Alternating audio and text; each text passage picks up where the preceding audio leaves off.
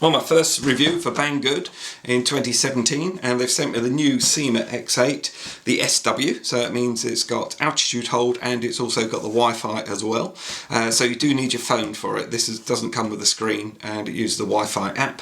And it's in the new livery, the white that they seem to be doing throughout their range now, with the red call-outs in the chrome. So it looks a little bit different than the other X8s I've had, and the X8 clones obviously as well. I mean, X8 is a superb brand, been going for ages now, and very simple box, very well packaged and everything. Syma certainly know what they're doing, and transmitter looks exactly the same as the X5 one I've got. I would imagine it is exactly the same actually.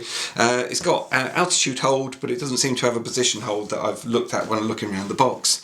Because it runs an app, you've got the QR codes on the box, and they'll probably be in the manual as well, so you just need to download the app to your phone, and then you can fly full FPV.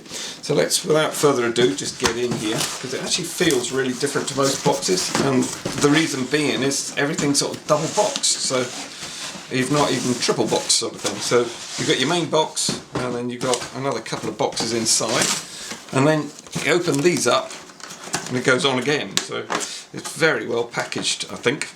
If anything's damaged, I will be gobsmacked, I must admit. And there we go. Oh, there we go. So that's the obviously, again, fully packed in plastic, so nothing's going to move or get damaged. It's really good. And then this one hopefully will be the quad.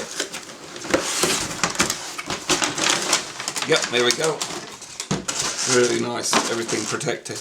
There we go, everything out of the box, and it looks really slick, as Syma stuff does actually. I do love this red detailing on it, it looks really smart. The important thing will be how it flies, but I don't think a Syma X8 is going to let us down. I sincerely hope not. You do get an extra set of props as well, but I just haven't put them on the bench. Just going to run through everything. First of all, you get a 2 megapixel camera as far as I can see, and it shoots 720 HD, and you get a little micro SD card in there. It's a 4GB one, so it should give you loads of filming, and we'll attach that on in a minute. You get a micro SD to USB adapter, so you can put that into your computer or your laptop to download your video or your still images.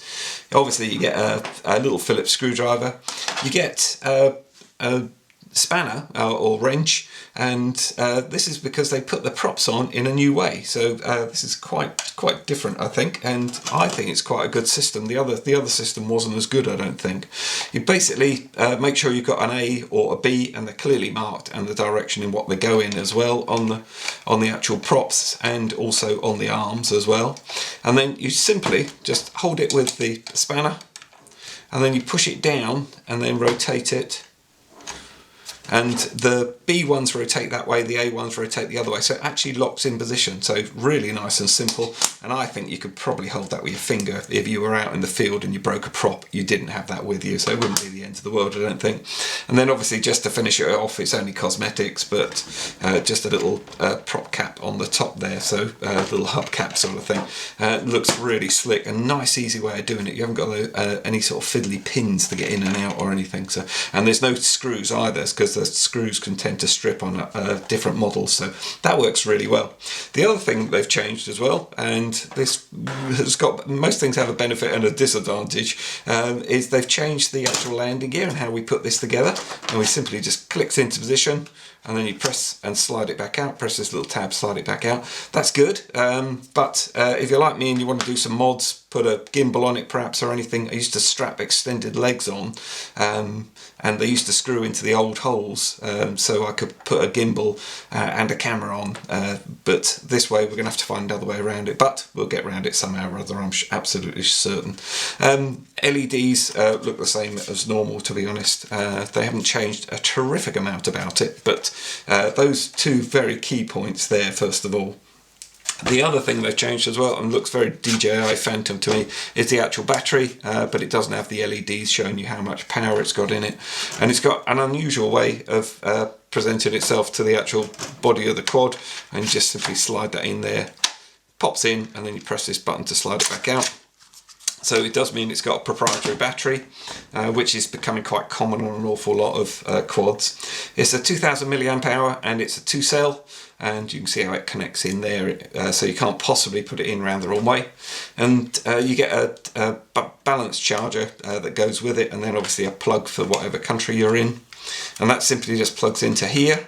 The balance charger port basically, and this one, most of them of this size usually charge up 800 milliamp hour, but this one I'm pleased to see is 1200 milliamp hour, so it'll probably only take about an hour and a half, something like that, to charge, which is quite good. Some of them can go 2-3 hours to charge, which is a bit of a pain, but we'll be needing an extra battery I think for it.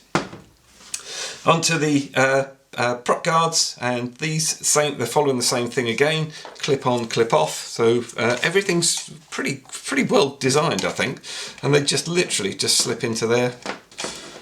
There we go. They really are quite simple, and you just press the button, press the little tab here, and they'll pop back out again. So really nice and simple. Nice thing about this is if you want to take it out somewhere, you can pack it up quite small if you haven't got the props on and everything, and you can just literally clip it all together and get in the air nice and quick. So I like that idea a lot. The on-off switch is on the top here, so but we'll run through that when we're actually out flying. And then the actual transmitter itself, quite a lightweight transmitter, exactly the same, like I say, as the X5 one I've got. And you need 4 AA batteries for that to power it up. And then you've got a little clip here to actually hold your mobile phone if you're going to fly it with the FPV, because it is an FPV system, and that simply holds your phone in there. So we've got the battery on charge, and I just thought I'd run through the manual with you. Syma manuals are usually really good, and this one's no disappointment, I must admit. All in one language, all in English, and really well laid out, nice and clear text. As you can see, and actually very clear black on white, nicely printed, and there's actual photographs of the assembly, so all the stuff I've just run through there quickly, it actually explains really in detail, a quick list of what you actually get in the package as well.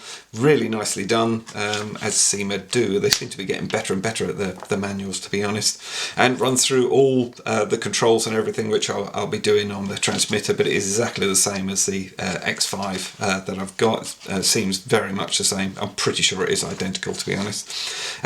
Run through calibration, etc., flips and everything. Was something I was a little bit concerned about when I actually read through it, was if you hold the throttle down for 2 or 3 seconds, it will kill the motors. Now, my last X8, it didn't actually. When you were flying, when you brought it to the ground, hold it down for 2 seconds, it stopped. So I'm a little bit concerned about that. So if it does do that, then that's not very good. You'll have them drop them out of the sky, but we'll see how we get on. It runs through how to install the app, and that's really simple. And how to use the app and everything, so really well done, really nice. If you're new to flying, this would help an awful lot, I think, and there's just a few different things compared to other quads that we've flown if you're an experienced pilot, and obviously. And then we go through all the parts call outs and even an exploded view, so like I say, really good manual that is. And then onto the QR codes to actually download the app for running the Wi-Fi system. With this particular quad, they tell you to put the quad on first of all, and you just hold that button down for a couple of seconds. Obviously your battery has to be in, and you can see you get flashing LEDs, and then on with the transmitter, and you see you get the flashing LEDs slow down after a few seconds, but to bind the actual transmitter to the quad, simply up and down on the throttle, and you know it's bound because the LEDs have stopped flashing. So, and this one here stops flashing as well. So it's Mode 2 flight, so you've got your throttle, which is one way of starting it. So you just push it up to the top and then pull it back to the centre, and that will get your motors to start. Another way of starting and stopping is just to pull them in, and that will start them, and the same to stop them. And obviously won't work because I haven't got the props on, but if you press this one, this front one, that does auto takeoff and auto landing, but I have had a flight with it and I don't like the auto landing, so I don't recommend you use that, but that's entirely up to you.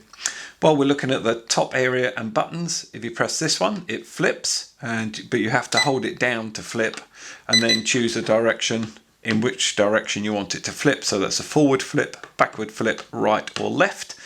It's not a good flipper either. I'm not particularly impressed with it for doing that. But if you want to do those and you think they're fun, then yes, fine. It does do them and it does recover, but it does need quite a bit of space. So just make sure you've got that.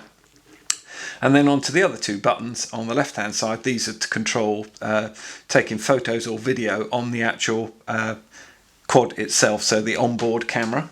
This one here has little LEDs inside when it's actually plugged in, and when we press this one, it will start the video going. And the nice thing about this one, it flashes all the time now to tell you that you're recording video. To stop the video, you hold it down again and then they stop. The only thing is you might notice is it doesn't actually mean there's a camera attached or anything. It just means you've sent the signal to the quad to tell the camera to work if it's plugged in. But as you can see, mine's clearly not plugged in. So make sure it's plugged in. I mean, it's quite obvious really, but you could think you're doing the best video ever and you're not actually got a camera on board. Not so good. And then the last one here is for taking still photographs. You press that, you get a little flash of LEDs and a single beep as well. You get quite a good bit of feedback on this, but the beeping is not that loud actually. When you're outside and flying, it's not actually that loud, so it could be a bit louder. To set the trims and everything, you have to hold this button in and then set your trims, because there's no trim buttons, as you notice. On my X5 I've never had it that it's ever needed trimming, so it's not something I've ever needed to do. And then to clear the trims, you simply hold this in, hold the left lever in, and then turn the power on, and that will clear all your trim settings. So if you've got anything that's happening a bit weird, that might be a good thing to do. The only other thing to use on this is a very simple transmitter, is this one here. If I press it once, quickly, you get a double beep. That means it's gone up into high rates. It only has a low and a high rates, and it always starts in low rate. So to take it back into low rate, quick press again.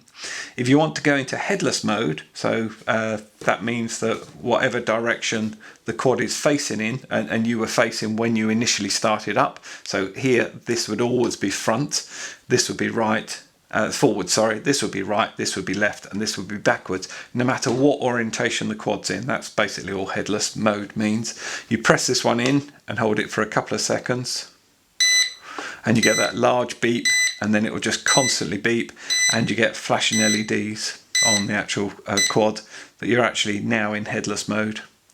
To take it back out of headless mode, the beeping stopped on the transmitter, but it's still in headless mode on the actual quad. You simply hold that in again, and you get one long beep, and then it stops and comes out of headless mode.